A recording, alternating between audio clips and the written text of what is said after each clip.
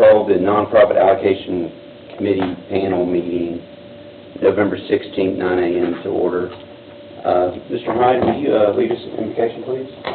Most gracious Heavenly Father, we thank you for the opportunity that we have to be here today to deal with such an important function as the needy organizations of the county. We pray that you will give us guidance and wisdom in the decisions that we make, and be close to us that we might come to a fruitful decision in each case. We pray these things in thy mighty name. Amen. Amen. Amen. Appreciate that. For the approval of the agenda, I'm going to add, I guess under new business, the first two items, election of chair and election of vice chair. Beyond that, anyone have anything to add to the agenda? No, sir. Okay, I have a motion to approve. Motion. Second. All in favor? Aye. Any opposed? So that's unanimous.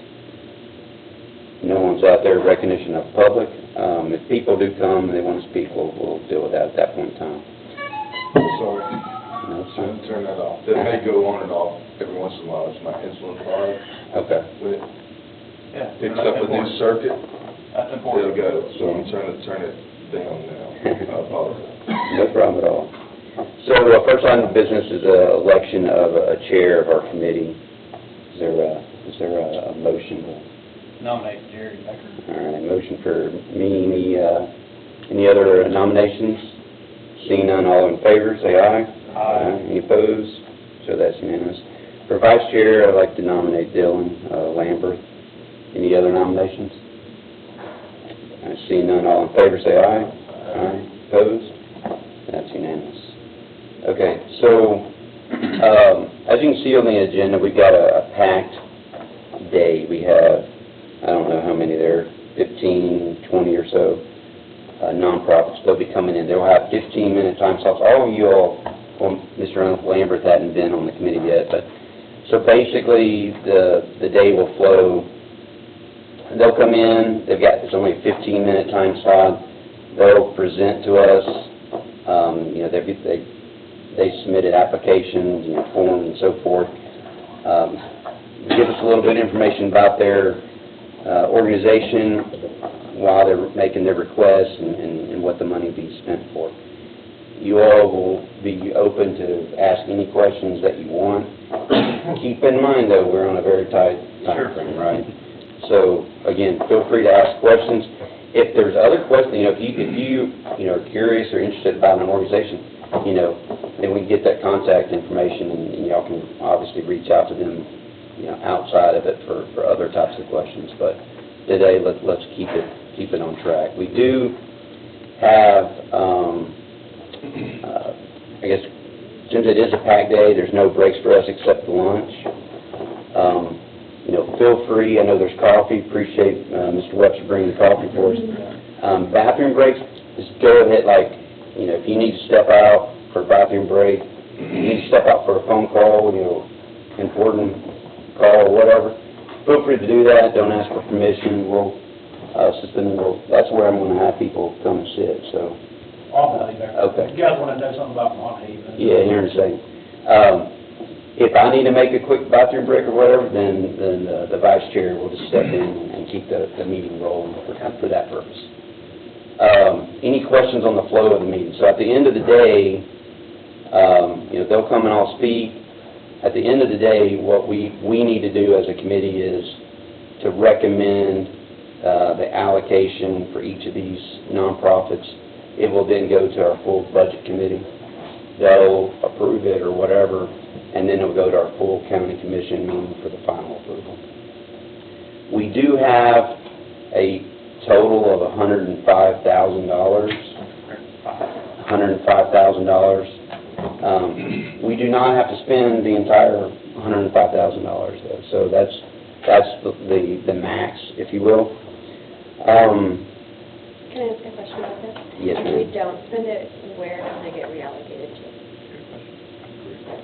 It's, I think it's, y'all have, Goes back to the this goes back to Goes it. back to the general fund. Yeah. They'll cover other operations over time. There is, so what you see on this sheet, on the agenda, is minus the last item, R, which is the Monhaven, would fall within that 105,000. Item R, Monhaven, is a completely separate request for $40,000. Again, that's not inclusive of the 105. This came from our I guess it came across our full budget committee meeting. Was that earlier this week? Okay. So I wasn't able to watch that video yet. So they recommended it coming to us to get our opinion, and so we will provide a recommendation going back to them on that one. So Mr. Lawing came down, and so I'm going to, for the whole day, I'll suspend the rules about, being called on and all that stuff, unless it gets a little, everyone's trying to speak all at once, but I think we're able to conduct that. So I'll turn it over to Mr. Long to give us a little bit of background on this Monhaven. There's questions that we've already asked about as it relates to the ARPA funding. Is it part of it? Is it not part of it? Is it a grant? Is it a grant and part of it? Help us understand. I can go through all. We have another ARPA fund that's called tribal funds. The county can use it for any allowable government expenditures. The first amount, I think it's like 15 to 30, has been used here on the Vietnam Memorial. The Budget Committee received a request a couple of months ago from the mayor to pay $40,000 to Monhaven as a donation from the money from the, from the ARPA funds, from the tribal ARPA. I brought up the issue of that there's actually a resolution in place and a policy that if you're doing charitable nonprofit donations per county commission rules, a couple of things must happen. There's an amount allocated each year. State statute says it's under control, basically direct control of the county commission, which would be back to this resolution. And number two is there's a $2,500 limit, and number three, it was supposed to be going to the charitable panel here. My third one was, and there's the emails in the budget packet if you want to look, I also informed him that the deadline was October 1st per county commission rules to allow enough time for you guys to consider and try to get it back by January. No request was sent by October 1. There was a later request sent this past week. Is that correct? When did you receive it? So right now you've got a late issuance, and I'm not speaking against Monterey. It looks like a great project. I'm an art person myself, but all the stuff. But my thing is right now, what I mentioned was, just to give information, is it's went around, completely around this process.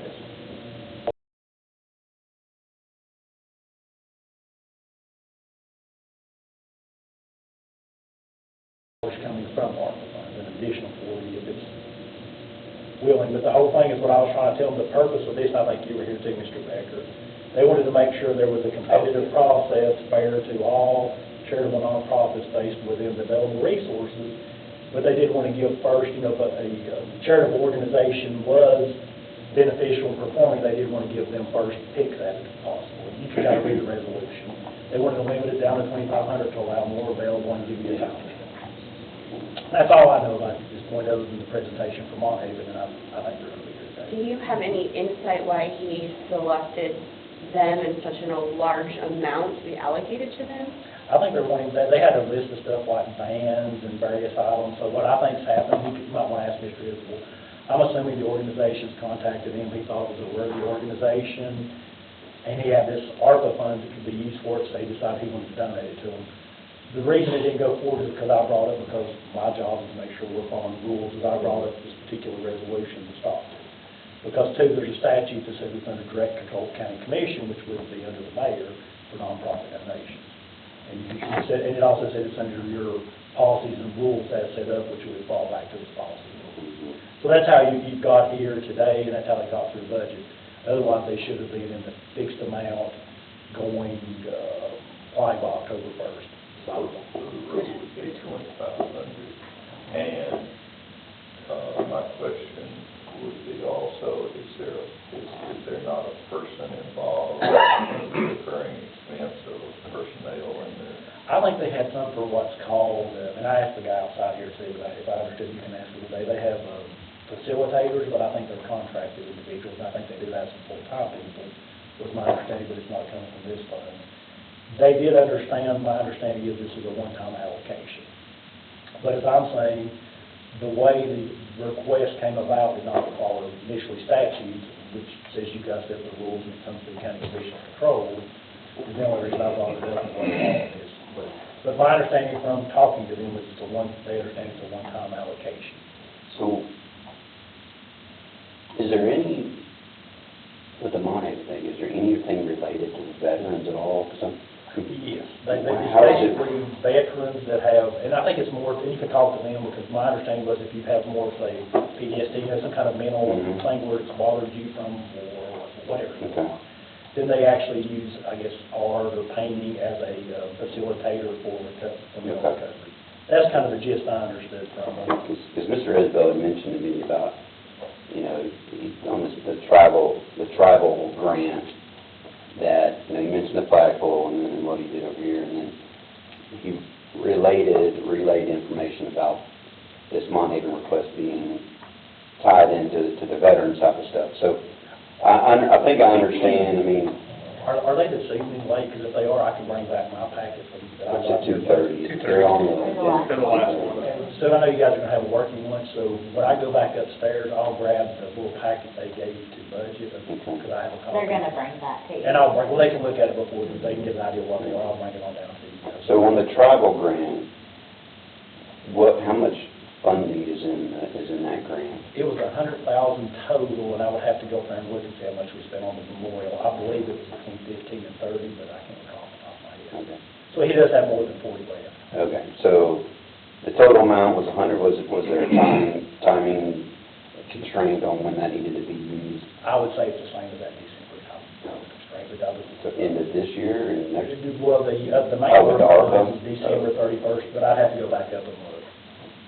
It's just December 31st of which year? Of 2024. Next year. So it's on the other ARPA, and I'd have to verify on this one for me. Yeah, let's verify on that. So, to me, right now, we can obviously, we can talk and deliberate more later after we find more information, but I can sort of see where it could be included in this, or should be included in this, versus, a separate type of request related to, outside of this. So I can sort of see both sides of that, at this point. I'm not speaking for or against, I was just their budget, so I pointed out. Yeah, no, I appreciate you. Outside your, it should go back into this committee, Park County Commission, rules and statutes. Yeah. No, I appreciate you doing that, for sure. So that will give us something, to think. Anyone have any questions for Mr. Long about specifically the Montague piece? Sounds like he's going to bring Grab it that back. back. As I said, as long as he can come back later, I think that'll. Yeah. I'll be upstairs working all day.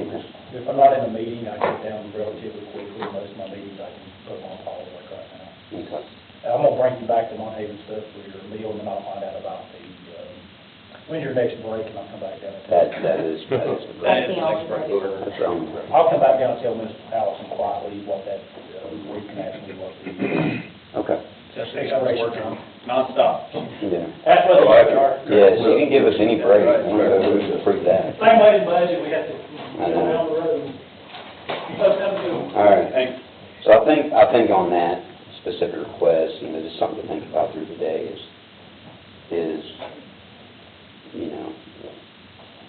at the end of the day type of thing, do we see that as a separate type of request, or do we see it as a similar request that would fall in line with everything else, and then, depending on what we feel individually about that, would probably be the way you vote on that when we get to that point. Does that make sense, I guess? Yep. So, the only question I have, so Monhaven came to him for funds, Mr. Isabel? Or how did that come? Yeah, it's my understanding, yes. Okay. Mhm. And so, you I said, can't hey, tell we you have the the, right now, so. Yes, that is what happened. okay, we have the travel funds, give it to them, and then it stepped in, hey, we just need to go through certain steps. That was, yes. My understanding is Monhaven, however it worked, Monhaven Monhaven and Mr. Isbell had a conversation. Sure. And Mr. Isbell submitted to the budget committee using $40,000 out of the tribal grant. Right. Going toward, again, as Mr. Long described, I guess it was $100,000 originally, whatever he said, 30,000, whatever, that there's a flagpole and memorial over here. Excuse me. And so, as the Monhaven related to Mr. Isbell's mind, you know, veteran related, this activity at Monhaven, in his opinion, supports that effort. And so he submitted to the budget committee. Sounds like there was issues about whether it creates a recurring expense. Mr. Long just said they made it clear that it was a one-time. So, as Mr. Hyde said earlier, you know, sometimes that people say it's a one-time, but then it ends up being an expectation. So we definitely have to keep that in mind. So, But What does the travel grant what does that money normally go to? Like what sort of? well, that the only thing it's gone to is this one This- right. It's on it. So it has $100,000 every year and it's gone? No, it's this is a one-time. one-time.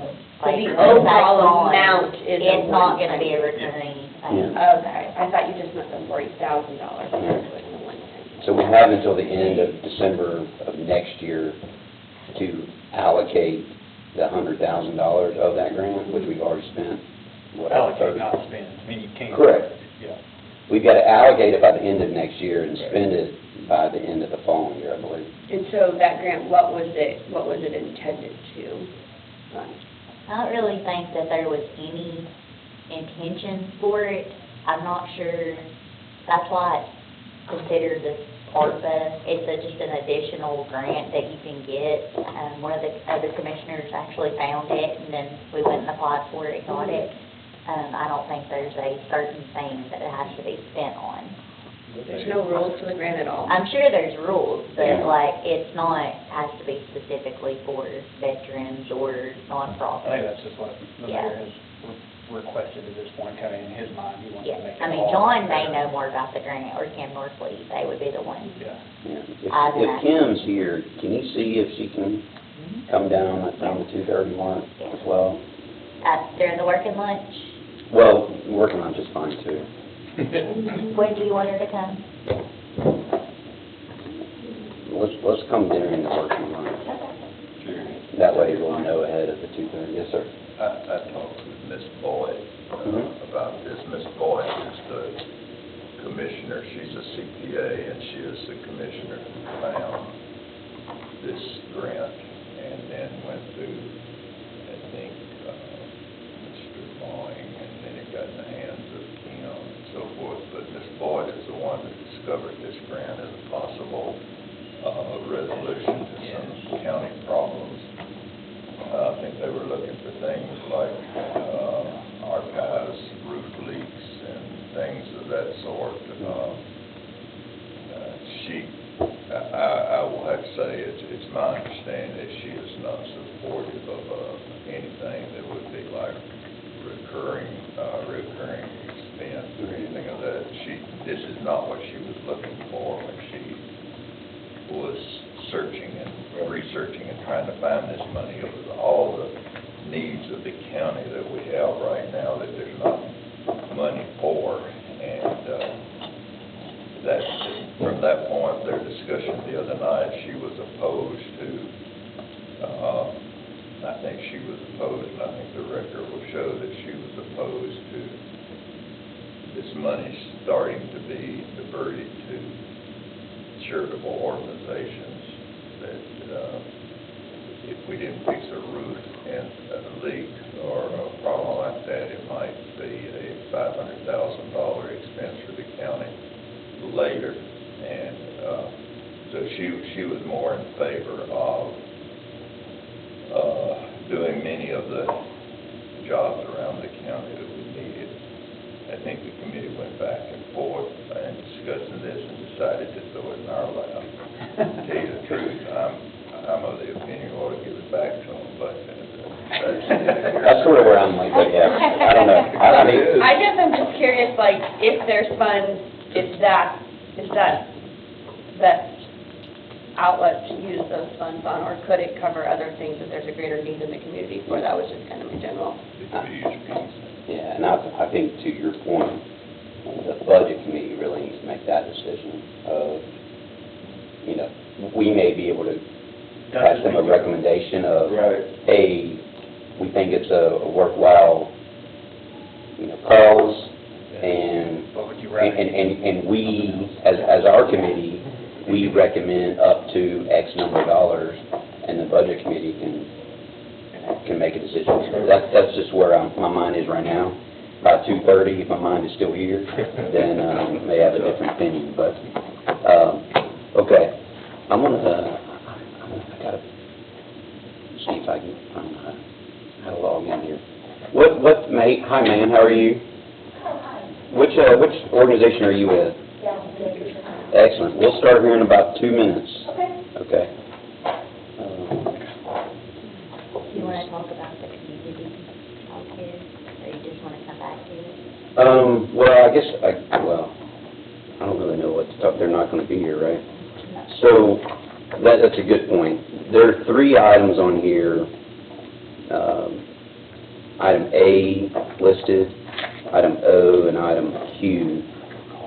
They both, all 3 of those submitted their requests late. What was the deadline, October 1st? So October 1st was the deadline. So item A, O, and Q, they submitted their request after the deadline. Jessica asked me, you know, should I just tell them no, or what should I do? So I just said, hey, you know, they can come and speak or whatever, but that they know that they may not get any money. I mean, they're at the tail end of all the requests. You know, the deadline's every reason. Now, as a committee, we may stay firm on, because, you know, the slippery slope, if we start allowing, you know, people to miss deadlines and we still, you know, whatever, then there's really not a deadline to begin with. So, you know. Well, just to be clear, item Q didn't even, they were late, but that's the one that I was showing you, they've never applied before. They didn't even know of the deadline, but the others did. Okay. But anyway, but in general, that's what, we'll have that So decision. really quick on the community child care one, we gave them money last year, Yes. Yeah. 5,000 last year too, No. That last year was their first year. the 2,500. Okay. So is that actual, 25? Yeah. No, that's not correct. That's not according to my records. Yeah, I think we changed some of them. They weren't, last year was not their first year. I apologize, it was 5,000. Yes. Okay. So it was at 2,500 prior to last year, and last year we increased to 5,000. Yes. Community child care services, I hate that they're not able to attend, but you know, they're located out in Hendersonville. They provide child care services for low-income families. You know, so their parents or whatever can go out and work in the workforce. To me, very, very worthwhile type of a nonprofit. I hate that they missed the deadline. When we get down to it, if we do have funding, I would be full support of maintaining that $5,000 level for sure. On their request, did they request, what was where is it? They requested 5,000. Yeah, so they requested the same amount. But, you know, they're at the tail end of the line, so that makes sense. So when we get down to them, I think very worthwhile. If we have the funding, I would be in full support of that, but we'll talk about that more later. Okay. Any other questions before we dive into the Gallatin daycare? Okay, ma'am, if you're ready, we've got a seat over here to my far right, and you're more welcome to sit or stand, sort of give us a little information about how things going with the Gallatin daycare and your request and so forth. Actually, if you first give us your name for the record. Sure. I'm Linda Boyers, B-O-Y-E-R-S, with the Gallatin Daycare Center. The Gallatin Daycare Center was started in 1969 for children from minority families and low-income families. And we've been providing that service for a long time. I started in 1989 as their executive director, and I've been there ever since. So we're serving around 100 children now, and this year it is expected that we'll be adding 60 slots, very needed, much needed slots in the Shalom Zone.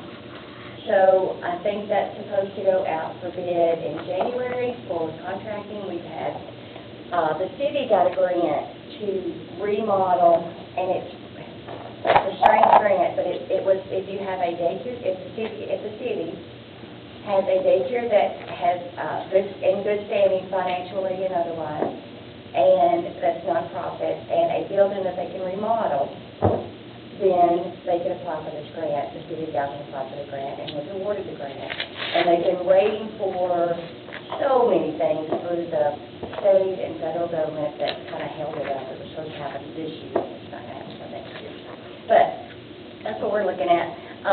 And the reason that has come about is because all of the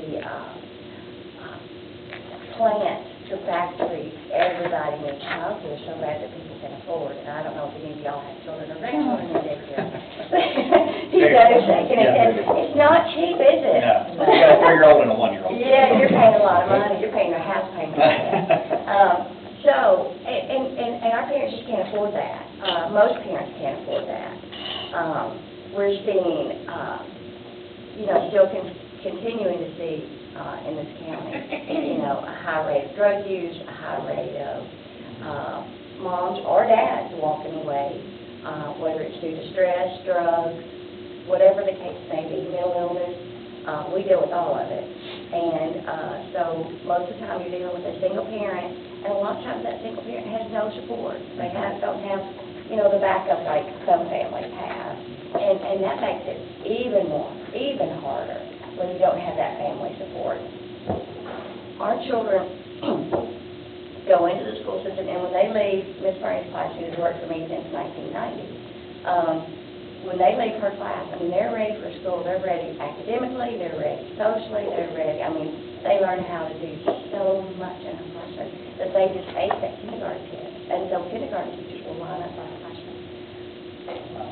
She and I and everybody else here believes that our children not only need the exact thing that everybody gets, but sometimes they need that little extra, because it's not at home, it's not at grandma's or granddad's, or it's not there at home.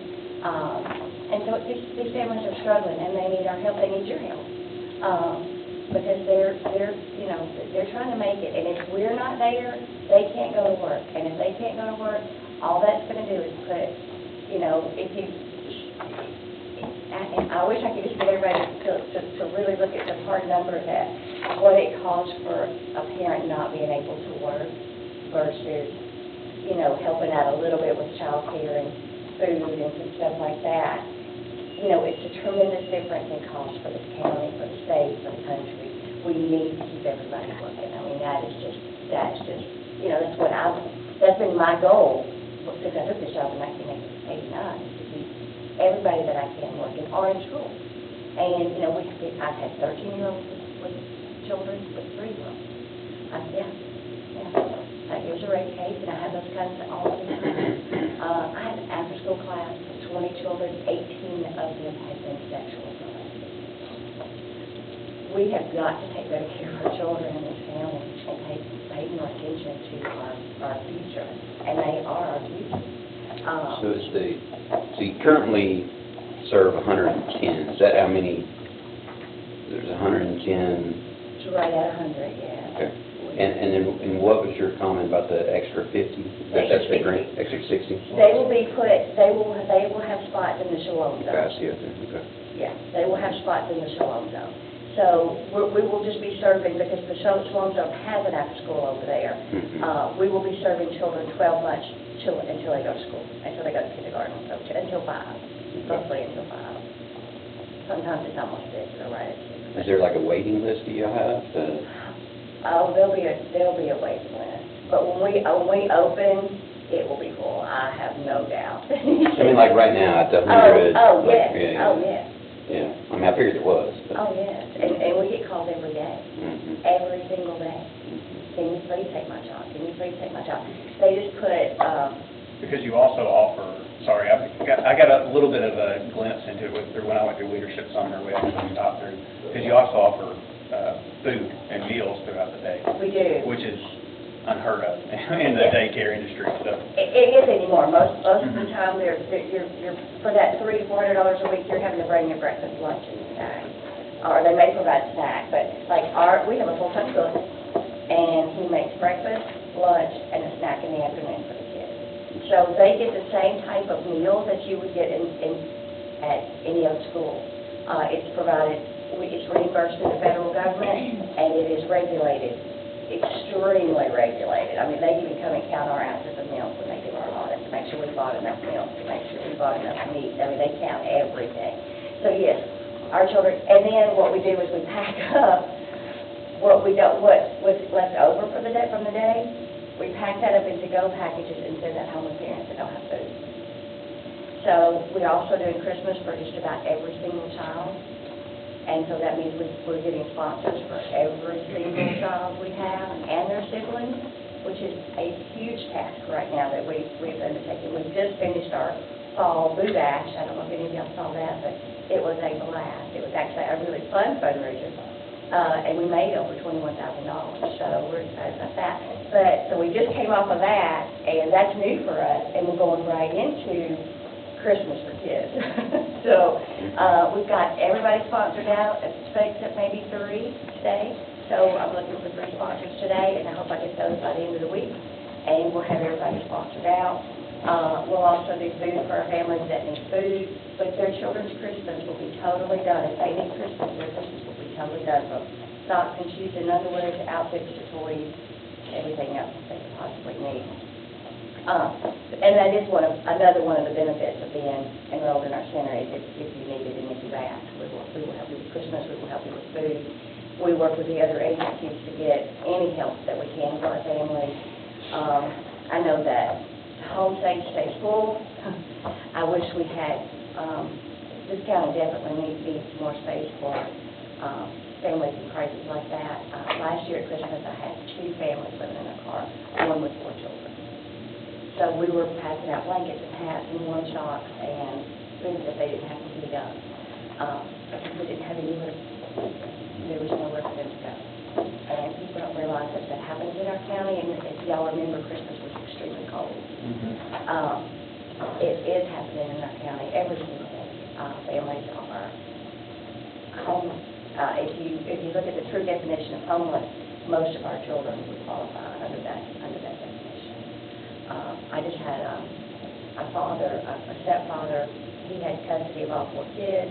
He decided he was bad as a mom, so he wasn't going to take the oldest back, and she's 10 years old, so now, I was out shopping yesterday for her clothes and shoes and stuff because she has nothing. These families are really, really struggling, and these children are really struggling. If we make a difference in their lives now, it's going to make a difference in all of our lives. Because it's going to make them productive citizens. It's going to make them see from role models who do care. A county, a city that does care, makes them want to become someone that says they want to be, someone that gives back to the community.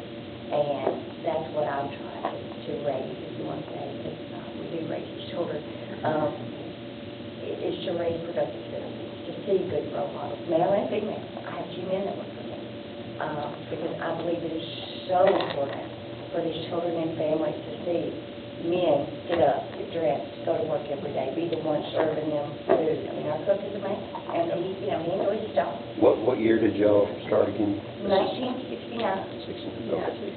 Yeah, it must have cut off before education. Sure. I'm a numbers guy for the rest. Okay. I was just Okay. looking through there, and there's a huge jump between the occupancy expense and also the insurance. Is that due to the addition of the Shalom Zone, or like the occupancy goes from like 40,000 budgeted to 80,000, and then It would be for the insurance is difference. 20 to 75? It would be for the I didn't know if there was something else playing in that. Okay. Yeah.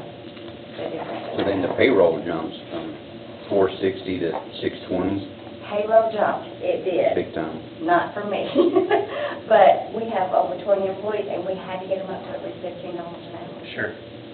And that's why it jumped, because, Yeah. I mean, we had people that were gonna leave, because they here now are having to pay, and they should pay way more than that. I mean, my staff deserves way more than $15 an hour, Yeah. that's not even a livable wage, but they were making $9 and $10 an hour, and that's why you see that jump. Okay. Because to keep anybody, we had to go to $15 an hour, and I didn't want to lose, I'm not gonna lose my staff, we'll shut down first, I'm not gonna lose my staff. Do you all have, like, since 69, I don't know how many people have gone through, sort of like where they are now, sort of success stories for... One of them is city councilman. Okay. That would be interesting to me, is not only you, but like, Yeah. other nonprofits say, hey, you don't have to even you don't have names attached, but you're like, hey, these people, How many of them are successful? yeah, like, we're, I keep up with a lot of mine, and every time I go to Walmart, one of my moms will say, she's almost through medical school. I mean, it's just amazing, yes. I mean, these children have so much potential, and just need that, these families just need that extra little help, and everybody says, well, everybody's on the same, no. We're all on the same water, but some of us are floating in canoes and kayaks, and some of us are in life rafts, and some of us are in yachts. And we're not all born in the same, socioeconomic, we're just not. But we need to, if we could get in our county people up, give them that little extra to help them succeed. All we're making is a better county for all of us, a better city for all of us, a better environment for all of our children. If we can teach all of our children to be accepting of a child with a handicap or a child with a disability. I mean, we struggle with that every day. We do that every single day with our children, teaching acceptance, teaching love, teaching kindness. And that we've got to do that with all of our kids. And so these kids would not have anywhere else to go, because the centers across town, $300 and $400 a week per child. I mean, they don't even hardly bring that home, much less be able to pay for daycare. So, and they get the food, and they get the preschool education, and they get the love that all our teachers share for these kids. And then they get all the extra stuff, like Christmas, like clothes if they need them. Whatever they need, we try to provide for the children. And they need that. And they need to feel like they're loved and accepted, and go to school with everything that every other child has. You're definitely passionate about it. Anyone have any other questions for Ms. Waters? Just really quick, so the additional 60 families you're going to serve, that money is coming from the grant to subsidize the... No, I have to raise that money. The money coming from the grant is to remodel the wing. There's a wing at the old Union High School that's not has not been redone. Doesn't even have air conditioning. I went to 6th grade there. I can't even remember. I guess that's why we left school so early and came back in September. There's no air conditioning in that school. Did y'all know that? So the grant's just a one-time to renovate? To renovate the building. So yes, I have written a meta grant, which we got for all of the IT, computers, kiosks, everything, and that, smart boards. I meta paid for that. And then the Memorial Foundation gave us $50,000 for startup salaries. So I've been doing these grants while they've been trying to get things passed. So how short are you from being able to open with a capacity of 60? I think we're on target. Whenever they're ready, we should be ready. I've got a few more grants out there, some that I know that I'll get. I've got some people that are, just standing in the wings ready to help. It's going to be a big undertaking. I can say that. It's going to be a big undertaking. But we need it in this town. We definitely need it in this town. So I can't say no. If they say, Linda, is this what you want to do in the last 5 years of your career? I would open another center, no. But when they came to us and asked, and I met with the board, it was like, this is what's right for the county. This is what's right for the city. It doesn't matter what's right for me. Okay.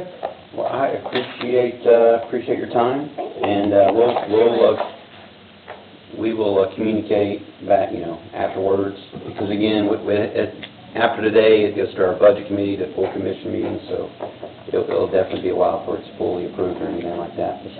I appreciate your time. Thank you so, so much. Have a good Thank you day. for all you do. Appreciate it. Thank you. Thank you. Yeah, good. This is the actual packet we received, that budget from Monhaven, that explains what they're doing, what they plan to do with the money, and I'll lay it up here for when you guys have a chance. Here is in the budget packet, it has 2 items. It has all the correspondence from me about questions about why it's not following the policy, and it actually has the full-blown grant.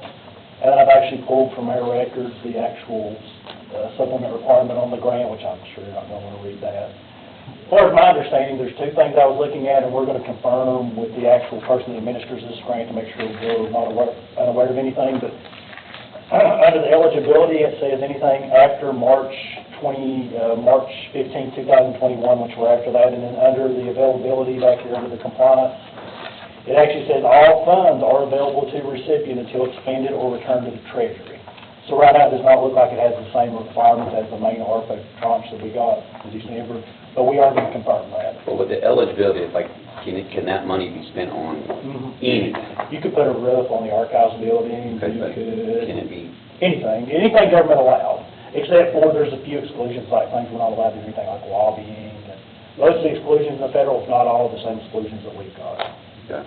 So it's not really, it's basically general revenue that's being placed over here. But- Let's place this right over here, and y'all can, And if you want to look at that, I doubt anybody else, but I will leave it here for you. That's everything we got on the file. I will ask the administrator, she's going to be back at noon. So I've left a note up there. When she gets back, I'll try to get a hold of her and confirm there's nothing I'm unaware of. okay. You need anything else? Anyone have any other questions for Mr. Long before we leave on that? All right, thank you, sir. Guys, have a good one. If you need anything, just let us know. Appreciate it. All right, so, Just on this next one, it says under Howell funding, you use the attachment. You know what attachment they're referring to? It's for CASA. I mean, they probably provided a bunch, they provide a lot of stuff. So I asked Gary what all he wanted me to bring. So, but I'll be happy to go up and get it at the one. I mean, I can ask them, I just wondered. Yeah. I'm sure we have it on file up there. hello, how are you? Good morning. Are you with, I'm with CASA. Okay, I'm Laura great. Mueller. Okay, great. Y'all might be expecting Sonia or Amy. No. Sonia's in North Carolina for soccer. Oh, And okay. Amy is actually at juvenile court for safe baby court. So you have me today. I'm the court liaison with CASA. Who's in North Carolina for soccer? Sonia, Sonia. Sonia Manfred. Oh, okay. yes. My son's team's over there too, or about to. Okay. Okay, yeah, I know Sonia. Yeah. So so I know you just mentioned your name. What is your name again, I'm sorry? Laura Mueller. Laura Mueller, okay. So, so just, sort of tell us about how things are going at CASA. Sure. I think last year we provided, $5,000. Correct. Which is your request again, I believe. Correct. Mm-hmm. So just sort of give an update on how things are going, and then we'll ask questions as we go along. Okay, great. And you'll have to bear with me because I've not done this before. That's fine, Amy that's runs the fine. show. I'm the court liaison, so I handle all of the case activity. I'm the one meeting with the clients and the kids and the families, and so, jump in today is a little bit different. So if you're not familiar with CASA, CASA is a court-appointed special advocate. We're a child advocacy agency here in Sumner County, been here over 30 years.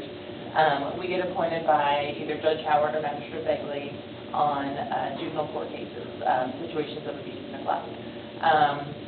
And so we are primarily staffed by volunteers. We have about 40 volunteers currently. Amy has just started a new volunteer training course. I think there's 6 in there currently. So we're always trying to add volunteers.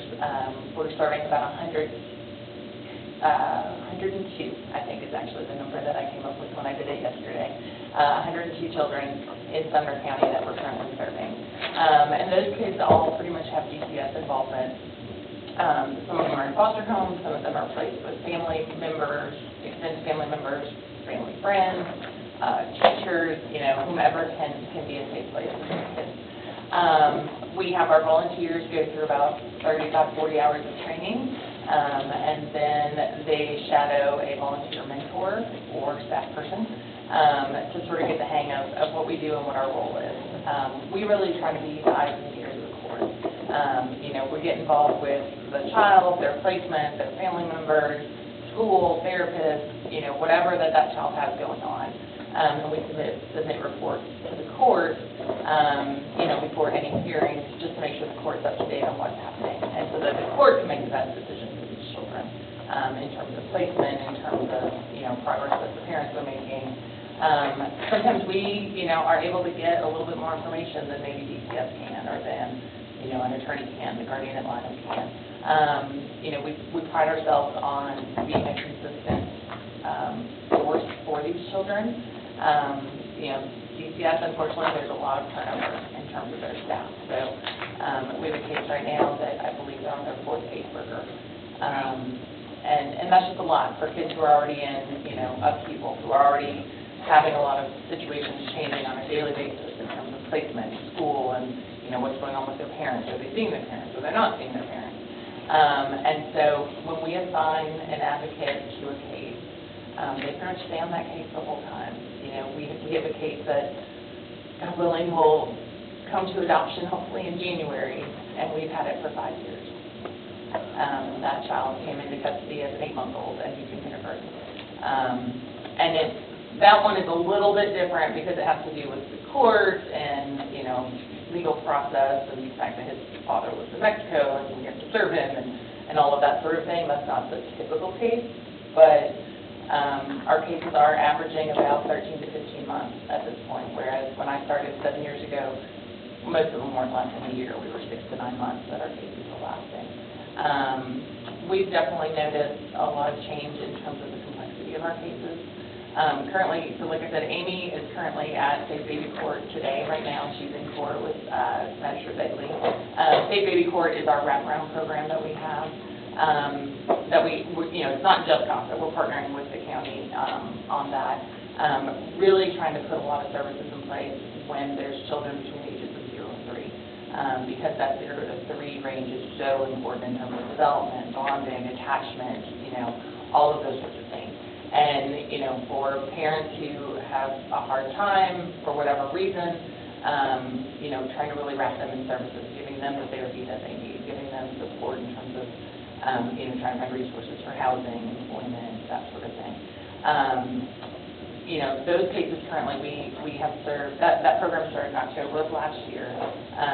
We've had 13 kids come through that program, and some obviously still currently in that program with 6 families. We've had 2 families reunified, where kids had been, brought in, and all of our State Baby Court cases have been substance abuse issues, specifically opioids. Every single one of them, the parents have been on opioids. And we've had 2 successes so far where we've had, the children reunified and are with their parents again, well, one of the parents at least.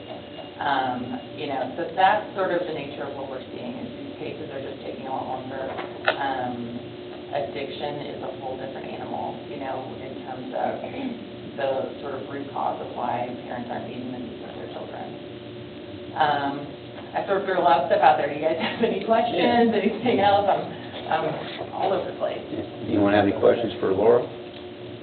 So the request is for $5,000, and then when the question it says how will funding from Sumner County be used, it just says see attachment. But can you give me like what will the $5,000 go for? Yeah. So, primarily it's State Baby Court. So, so that program is really intensive. It is monthly court hearings, whereas, the sort of regular court cases were every 3 to 6 to 9 to 12 months, depending on where we're at in the case. State Baby Court is monthly court hearings and weekly meetings. Amy is our coordinator for that, and she has, I believe we have 4 volunteers specifically assigned to State Baby Court. And so it just takes an additional amount of time out of, her day-to-day weekly schedule. She also, trains all of our volunteers and does other program management types of things. And so it's primarily with regard to that, going to see those kids, we're, visiting them monthly, the monthly court hearings, the weekly meetings. There's just a lot of management that comes along. Am I remembering, I may be misremembering, but is the Safe Baby Court relatively new? Yes, so it just started last year in October. Okay, because I remember in Mhm. previous meetings of this that it Yeah. was about to start or Yeah, whatever. so it just started last October, so it's just over a year. And yeah, so we've had 13 kids and 6 families in that year. And it's, it's a gradual, like eventually we, hope that program can be larger, but, to build it up and sort of get those foundations in place in terms of, being able to provide the contacts and the resources that they need. Or something I was just going to say, and it just popped right out of my head right when I started talking. That's fine. Does anyone have any other questions for this meeting? That's the primary thing. We also have done, we're always doing fundraising as a nonprofit, so we just had a car show in October for the first time, our first annual, hopefully, Cars for Casa. We have our upcoming raffle in the spring, the reverse raffle, which is always a popular event and a lot of fun. We're always trying to access grants, and that's really Sonia. Sonia handles all that. I don't really have to do any of that. It's just the 3 of us in the office, and we work really well together. We have, still have friend strengths, and I think it serves our mission well. How long have you been with them? I've been there 7 years. Okay. I've been there 7, Amy's been there 8, and Sonia's been there 9. Okay. Okay. With no object, how would you see this program growing? So, that's the big thing is we need to hire more staff so that we can train more volunteers so we can serve more kids. We currently can't serve every child who comes forward to Children's Court. As much as we would love to, we just don't have the resources to Do you know what percentage you're serving at? 15. Wow. How does it get determined? Who gets served? Yeah, like which one? Judge makes that call. Okay. So, he has a case come before him, and he sort of reads through it and goes, ooh, this one seems a little bit complex. We're pretty much being appointed on all of the severe abuse cases. We're being appointed on pretty much every sexual abuse case. Unfortunately, where we are, to some extent, if it's just a standard addiction, neglect kind of case, we may not be appointed. Wow. Because that's fairly common at this point. And he sort of saves CASA, appointments for the cases that seem a little bit more complex. And we've had some really complex ones. We've had very complex sexual abuse cases. We've had, right now we have kids from, I think, our in December.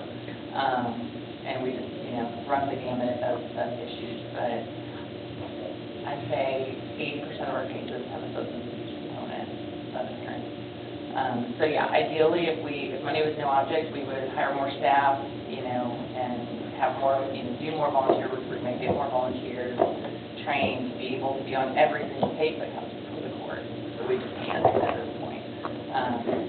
The 3 of us, I think, do a lot of great work, and we do a lot more work than maybe what would be expected for an office of 3. But there's limits, we can't do everything. Right. There's just the reality of there's only so many hours in the day, and just 3 of us to do it. All right, appreciate it. All right. If there are no other questions, I think you're off the hot seat. All right, great. And so then you'll just let Sonia know? Yes. Exactly. So the process, so we're like a subcommittee, Okay. and we will make recommendations to our budget committee, then it'll go to full commission, so it'll probably be later this year before we communicate back. Okay. Yep. Perfect. All right, well, I appreciate it. Well, I appreciate it. Thank you so much. Thank you. You have a great day. Thank you so much. You. And Jane, I don't see any actual documentation for the 4-H one. And that's, It's a little different. so Jessica had asked me what all to print out. No, it's fine, I just want to make And sure. I'll be happy to go get any other. No, I just want to make sure I'm reading through. I remember from last year. It would be Very 12 big trees. packet. Is someone with UT Extension? Yes, sir. We're 5 minutes ahead of time. You want to come up? Sit down, And ma'am, who are you with? Excellent. Okay, so you're after that. So, you can sit down there, sir, and just, for the record, just go ahead and tell us your name, and then just roll into, how things are going at the 4-H Center and what your request is and all that good stuff. Okay.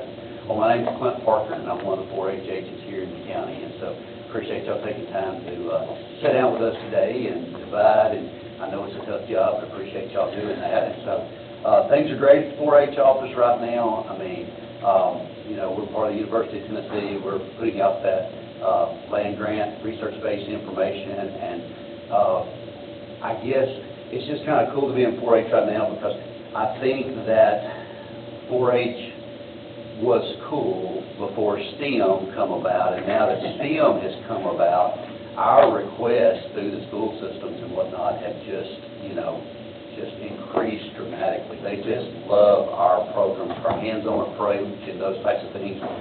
We're currently meeting around 300 classes a month, so we went from about 250 to 300 pretty quick, and that's one of the reasons that I was pleased to get the request to be able to come in and ask you for some additional funds, because when you add to that many more clubs and us teaching public speaking and communications and nonverbal communications and demonstrations and decision-making and those types of things, if you're unaware, we go in about once a month. We turn the class into a club. We elect a club officer.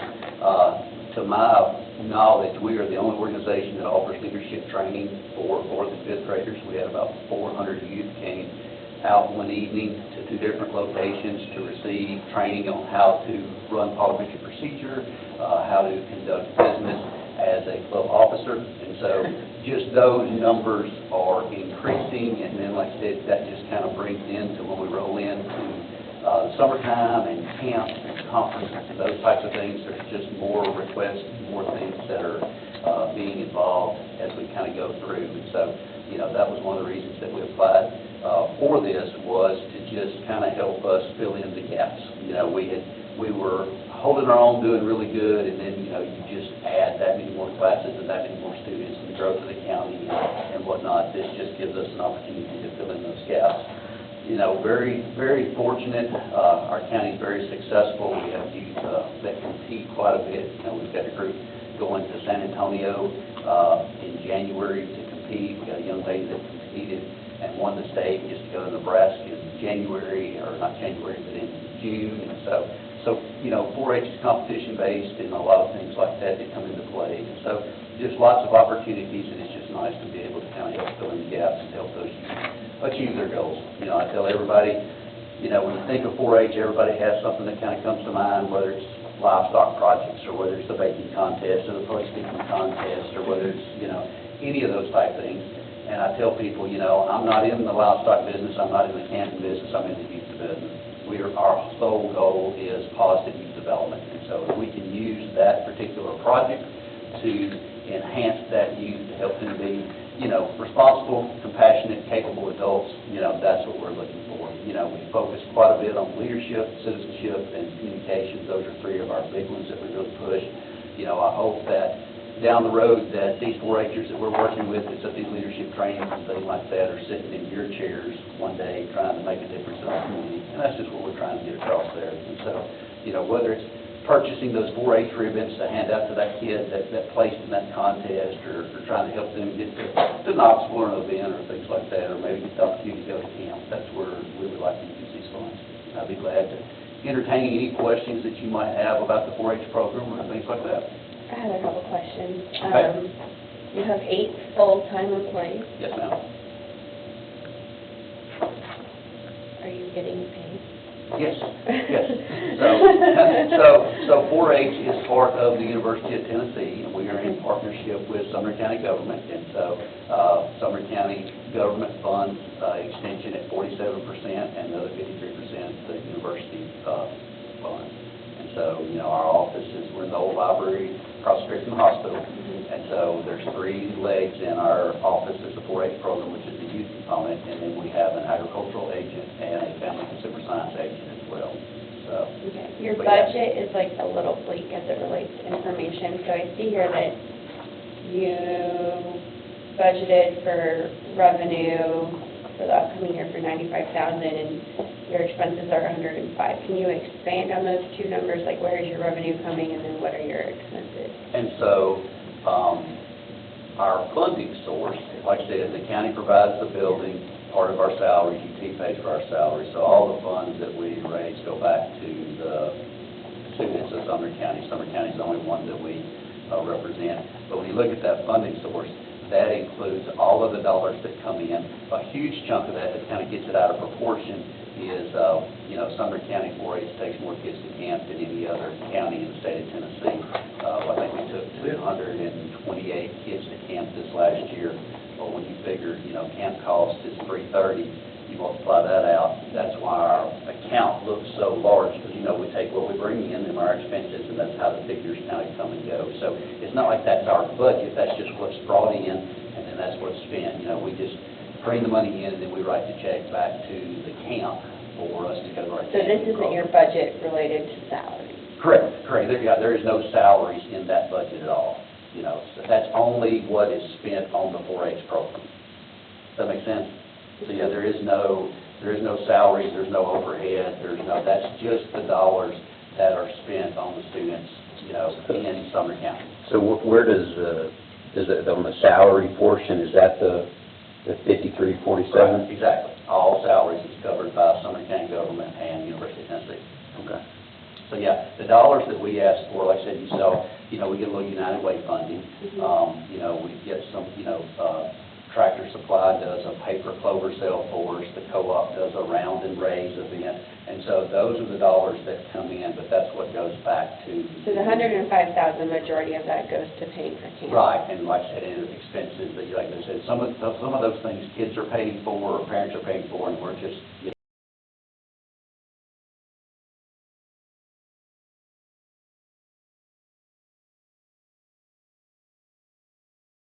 because, we collect that money and then camp bills us for that, 2 or 3 weeks. It's odd because we go to camp in June, or July 1 is kind of when everything ends, and so sometimes the numbers get off a little bit. But yeah, every dollar that, like I said, that we raise, whether it's through corporate donations or whatever, it all goes to the UT of the county. So the revenue that you're asking from us would go towards Right, camp? right. It would help us do a camp scholarship. It would help us buy those additional 4-H ribbons, everything, we're hands-on. So, next month, we're doing ecology with the 6th grade, and we're taking in, skulls and scat and, tracks and those types of things. And we do an energy lesson. And, when you have hands-on, kids break things. And so, there's lots of things to replace, whether you're doing an energy lesson or an ecology lesson or things like that. So the funds that we're asking for is for the teaching supplies to help with a camp scholarship, to help with, a travel to an event or like that. So, nothing that I'm asking for is going towards overhead, salaries, insurance, no business side. It just all goes right back to the youth of our county. The sheet we have, and you may have supplied other attachments or whatever, but like the revenue is also 95,000. It says other revenue. Please list below, and there's nothing listed. Yeah, there's And then no and then the information. expense, all 105 is in other expenses. Please list below, and there's no details. There may have been other details that. There's probably other Yeah. stuff. Yeah. But, And that's where my yeah. questioning was coming from. I was like, Because a lot of people will look and go, okay, Sumner County 4-H is roughly working with about 7,500 youth. That not only do we take the most kids to camp, Sumner County has the largest enrollment in 4-H in any other county in the state with that number. And so, Why do you think that is? because we have the support of the county and the university here. I mean, you take Trousdale County, they have 1 employee working in 4-H. So, it makes sense. They only have one school, versus ours versus them. So, I think that's the biggest difference. I think we've got a good staff together. I'm at camp, our staff's at camp. When we go in and we promote camp, and you're talking about I'm going to be there and whatnot, and then, like I said, 4-H has been around 125 years now.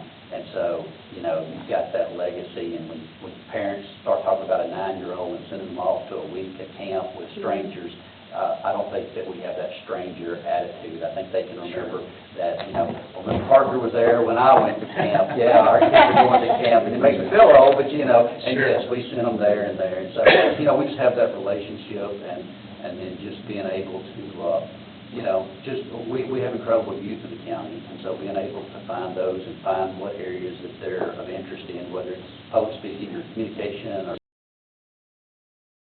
And then we just have the avenues to get them there. I tell the fourth graders, we go in, we do a poster contest in the fourth grade, and it's cool that you do a poster contest, it's nonverbal communication, but the coolest thing with that is we pick a county winner, and then that county winner, because 4-H is in all 95 counties do the poster contest. They all send their poster winners in, and so they have a state contest, and so if you're a 9-year-old, can be a state winner from all 95 counties participating. And, and year in and year out, we have youth that are involved at that level. So, I think it's just, just the relationship, the bond, the history that we have here in our county. We have a lot, like I said, with us sending that many kids to camp, every county will call me at some point, Clint, how did you do it? They're like, we're running.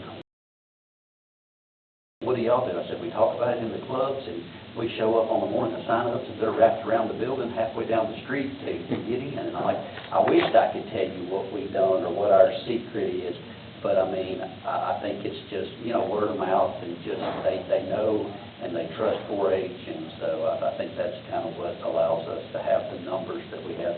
And like I said, just, there's nobody else that's got, most county offices won't have 8 employees in their entire office, and we have 8 that's dedicated to 4-H. All right, well, so we currently at 2,500, and your request is for the same 2,500, so. Yes, sir. Any other questions for Mr. Parker? No. I think so this is a subcommittee. At the end of the day, we'll end up make a recommendation to our budget committee. It will go to full commission, and then probably toward the end of this year, probably have some communication back to you all. So. Okay. Well, that's pretty quick. At the end of the year, we're talking about it before I walked up, we're already past the big half of November. Yeah. When you put in a couple of holidays, we're going to be in January before you know it. Yeah. So, but hey, appreciate y'all. Thank you so much. Thank you. I may reach out to you. We should have a couple hundred 4th and 5th graders getting ready to do their county speeches Oh, wow. January, February. Okay. So I may send you a note, and if you're where you could to come and volunteer to help judge, you can kind of see the best of the best. Kind of see what's We may need them to help with Robert's Rules of Order during our commission meetings. We have that several times. We're like, and I use that as examples. When we go in and do that in the night, when they're 9 years old, 10 years old, 4th, 5th grade, I'm like, look, this is something you use the rest of your life. I don't care if you're in county government or state government or on the soccer board. That's right. You need to know how to officially open and close a meeting and how to conduct business. So, but thank y'all so much. Thank you very much. Questions, Yeah. don't hesitate to let us know. Even outside of a hearing like this, we always like to know what we're doing here in our county. All right, thank you, sir. Appreciate it. Thank you. Appreciate it. Yeah. Man, if you're ready, we're ready for you. It probably sounds like a really dumb question. No, I but think was it was, how I did- saw that, like, this is You have a seat there, and you can start just for a record, just, state your name, and then go ahead and tell us how things go at the Senior Citizen Center, and I guess specifically, you are requesting additional funding beyond what we're currently given, so maybe go into a little bit more detail as to why that might be. Okay, well, I would first like to, I'm there with you a while, and I do have the title as the director of the Allocation Center, and I will try to be as brief as possible. My assistant, Lucille Koch, who was expected to be here, is in CCU, and she and our public accountant was going to come together, so I'll try to answer your questions as briefly as I can, as accurately as I can, and to also say that one of our funders requires that any time that there is anything going on in the building, any kind of service, someone, AED, CPR, certification has to be in the building, so the building, while they have people there right now, is without many who is AED, CPR certified. I've asked that any incident, they just call 911. Just to be brief as possible. Okay. So the Gallatin Senior Center is located at 200 East Franklin Street, and we are the senior center for the city, I think, as far as I'm concerned, as far as I know, the only senior center there. So we do a lot of things we're required to do a lot of things from some of our funders. We've had a grocery program that was funded by TCAD and GNRC for the last 18 months, where we had a contract to purchase groceries for our seniors, $100 per senior, and we actually, Michelle and I, purchase groceries every month for the last 18 months for 90 seniors. The grant actually was $125 per senior, but the $25 went back to our general fund.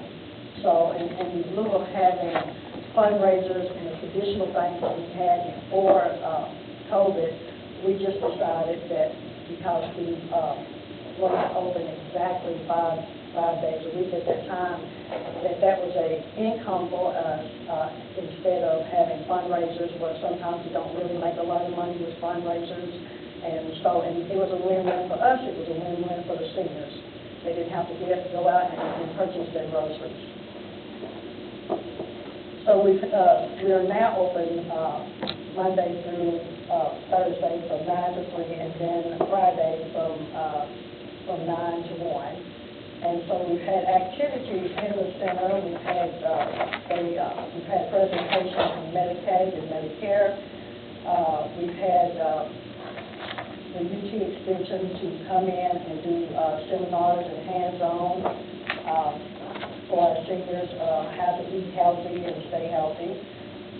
We've also had various other agencies who have came in, to see if there's something that they can do to help our seniors.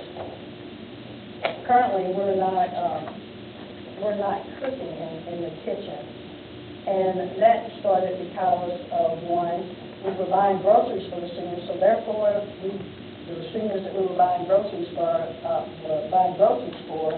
would not have came and purchased a meal if they could cook it at home. That's just the sensible thing of that. And but I think that overall I think the center is doing great.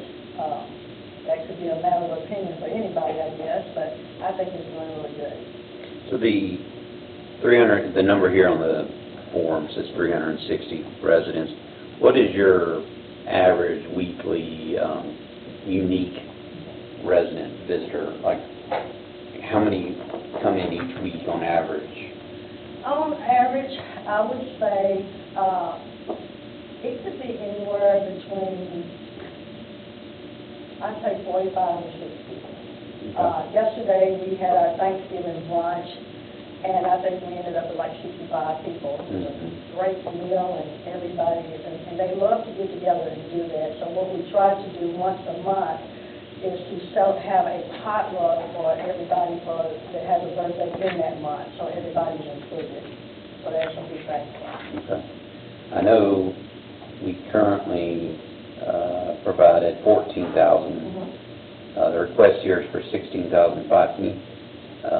Can you sort of go into detail about what the additional $2,500 would be specifically used for? It would be specifically to hire someone to cook meals at least maybe twice a week at the center.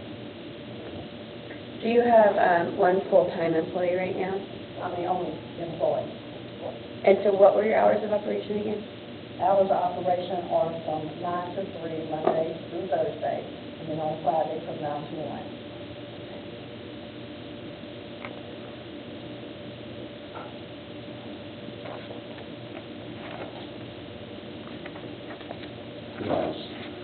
Anyone have any questions?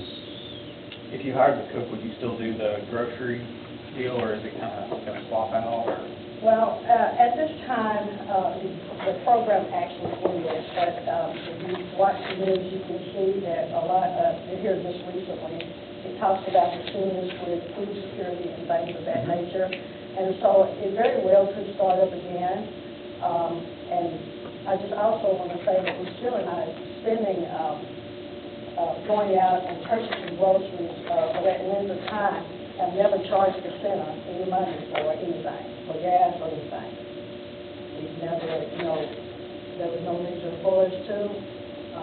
There are seniors, our senior community, and so, we were happy to do it. Like I said, it was a win-win for us. Do you happen to know, so like, on this statement of activities, year ended June 30, 22, it says Sumner County contribution was $21,000. Do you know where that $21,000, is that our $14,000 plus 7 from elsewhere, or? Not that I'm aware of. I mean, that's just maybe an error. We still, like I said, she presented it, so I can check with her if she's alert enough to talk to me about it, and I can get back with you. But it has been $14,000, I think, for the last, I would say for the last 6-7 years, maybe. I knew last year you all had requested 18, and we provided the 14 that we had been given. So I just curious if there were 7 coming elsewhere. I'm sorry, I do have one more question. Do you have any sort of like board of directors? Yes, ma'am, we do. Okay, and who are those comprised of? Our board chair is John Alexander. Our board secretary is Bobby Hill. He's actually vice treasurer. And then I have Sam Reynolds. He retired from the city of Gallatin. And we've recently asked Hal Hendricks, who is the health department, if he would serve on our board, and he has agreed to serve on the board. And I have Jenny Biggs, who is with the UT Extension. She serves on my board. And Deborah Austin Barr, who is the director of the Stay Warm Shelter of Sumner County. She's on my board.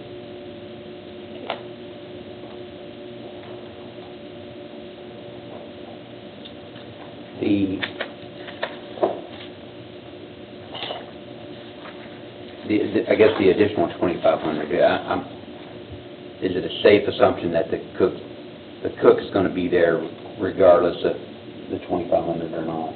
Yes, like I said, currently we don't have a cook, Okay. and we just wanted to make sure that we had stability and funds for that purpose. If that was something that we could do.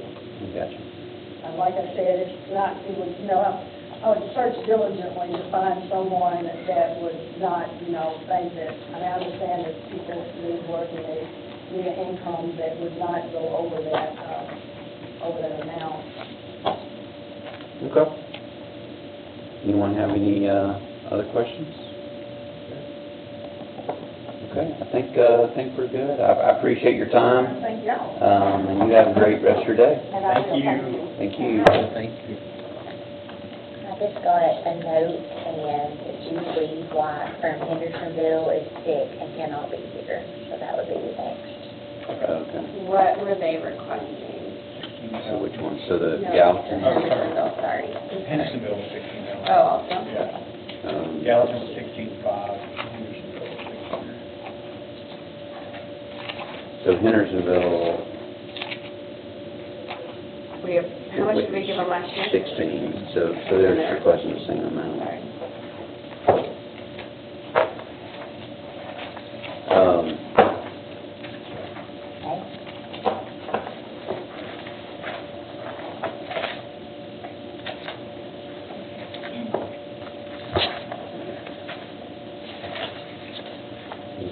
If you look at their sheet, 1,430.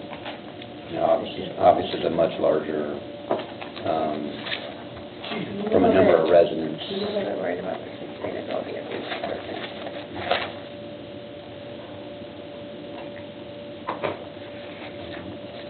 So they're operating costs.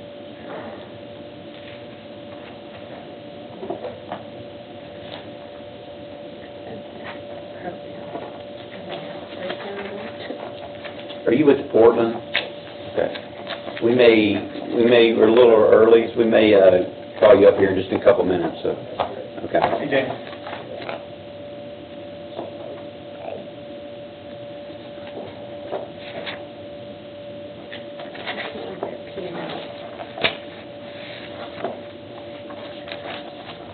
It does look like their rent is covered by the city of Hendersonville. I think they include it on one page, but then Yeah, on it's their like, narrative, there it is. it's an in-kind, yeah. Because I'm showing like a high cost for a program. I'm just curious, like expense, all this program related, is that including salary or what are they, what's the program? What page is that on? Sorry. For expenses, it says expenses, therefore R47, I guess. $124,000 allocated for expenses for programs. And I'm just wondering, or management in general, what's $124,000 for a program team? I think they kind of would, I don't know Hendersonville, but I know like Portland's program, they kind of lump everything. And then it's together. the net assets, so is this not their actual, it's just their assets or something, is that how much we do get? Yeah, without the restriction, so I don't know, maybe there's some that So they netted donors. $124,000. If I'm reading it correctly, just first glance, yeah. Mr. Chairman, Yeah, oh, Senator. you're from Hendersonville, so you probably are aware of how active that center is. It has become an absolutely beautiful center. Primarily because she just works unbelievably to get grants and funding. Yeah, I'm not, Don't say those. questions. So, you know, I just want to say, and they constantly have huge crowds there and special events, and so they really, I'm just saying, they serve the senior citizen population of Hendersonville wonderfully, and when I I mean, get over 1,400 people, that's pretty impressive. Yeah, I took my parents there a few months ago. I'm trying to encourage my parents. Of course, my mom doesn't feel like she's old enough to go there, but. Tread lightly, man. But yeah, but no, it's a wonderful center, and Julie does a tremendous job. They've got a whole list of activities, calendar laid out every day of the week, and.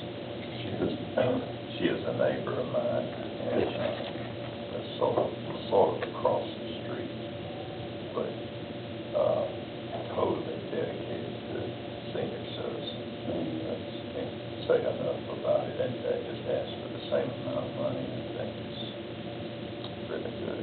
After my first time on the committee, from hearing her speak, I went over there and just looked and walked around, and then as I go by, I always look and I see it, and it is absolutely packed, and it seems to always be packed.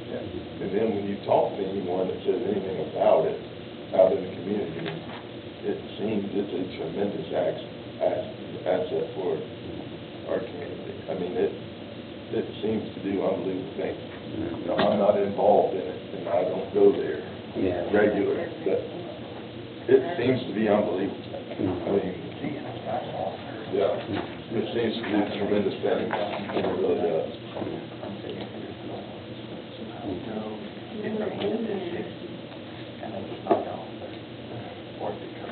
Which page are you on?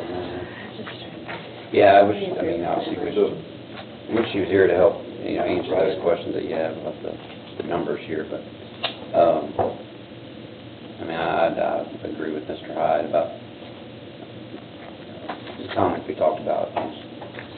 They're asking for the same amount flat, but, we can have those discussions and details, a little bit later on.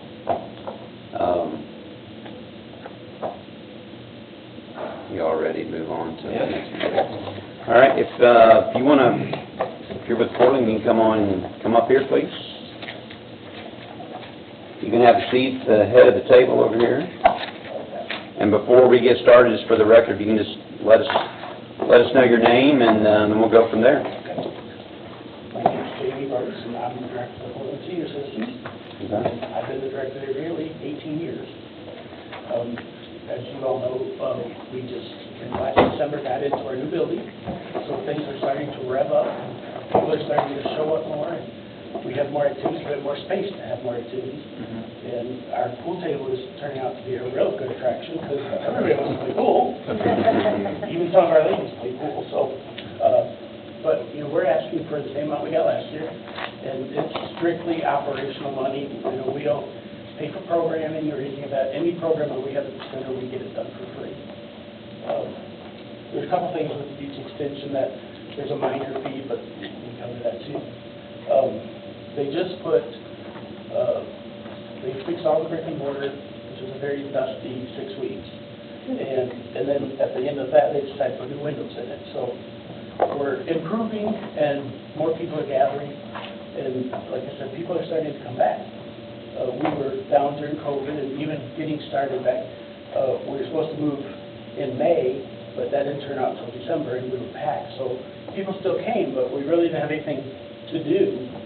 But now, as I said, they are coming back. They're rocking. They like the place. If you all haven't been there, you should come by and see it. It's a beautiful place. Beautiful. We went from about 1,200 square feet to 2,200, and it's all been painted, new carpet. It didn't have a kitchen. We have a kitchen, so it's just a great thing, and people are starting to come again. And because I hope that doesn't change if we have a bad winter, but it's all good. And so this is, I try to recall, about a year ago, y'all were transitioning to a new place? Yeah, we moved in last December. Okay. After, I think, 9 months of construction. So you went up, what was the square footage increase you said? About 1,200 square feet. We went from 1,200 to 2,200. Oh, okay. Okay. I know your numbers impacted just at 267. Is that, like, on average, each week, how many are unique residents are you seeing? Through the whole week, probably 75. Okay. It's definitely gotten more active with the space. Jamie's done a good job of utilizing that, because the previous location, I don't know how long you guys were in there. 16 years. I mean, it was tight. Like, I don't know if you ever went to the previous one, but you couldn't really do much at all. And so with the new space, they've really amped it up quite a bit.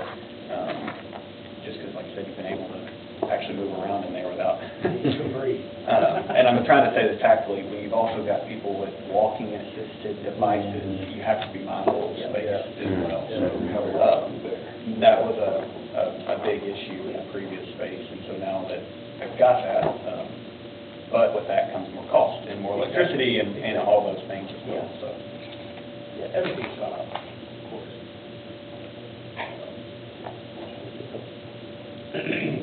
I got a text from my treasurer this morning. It's like, okay, tell them this, tell them this.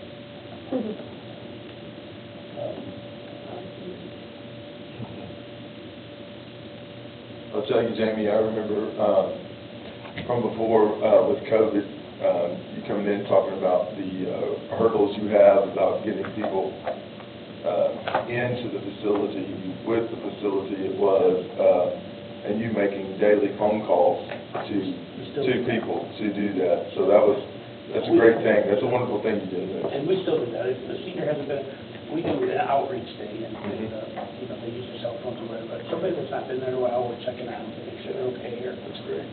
And during COVID, we did do, you know, if somebody needed prescriptions or whatever, we could go in their house, but we'd take it, set out a doorstep. So we kind of watch out after each other. We did have a nutrition class that was well attended. We had 20-some people with that. We've started chair yoga now, devotions, and we do a potluck once a month, and we go out to lunch once a month, which we did yesterday. Of course, we don't have a van either, so we all have to carpool, but there was 18 of us at lunch yesterday, so it was a good day too. And bingo, that's the favorite thing, bingo. And the library has bingo on Tuesday, so I can't plan anything on Tuesdays, because they have to go to the library. What are your, and if it's in there, I apologize, what are your hours of operation? Are you 9 open? to On Monday through Friday? Thursday, Monday through Thursday. Monday through Thursday, 9 to 4:30. Okay. And so so just for the committee's awareness, so last year they requested 9,000. This committee recommended 5,000, and then on the full commission floor or whatever, it got bumped back up to 9,000. So this request is 10,000, which is slightly above that. But that's 43% of your total operating budget, is that? Wow, okay. And Where do you get where's the other 29 come from? We get money from United Way, we get money from the city of Portland, and fundraising. And we have private donations also. Mhm. And the reason that we're asking for 10 this year is when they corrected that, at that time last year, when we cut to 5, Mhm. they sent us another $5,000. So it was 10,000 that we actually got, that's why I think it's 10,000. Oh, it was 10. Okay. Cool. I have a random question. Sure. Do you know how many veterans attend your facility? I think we have 4.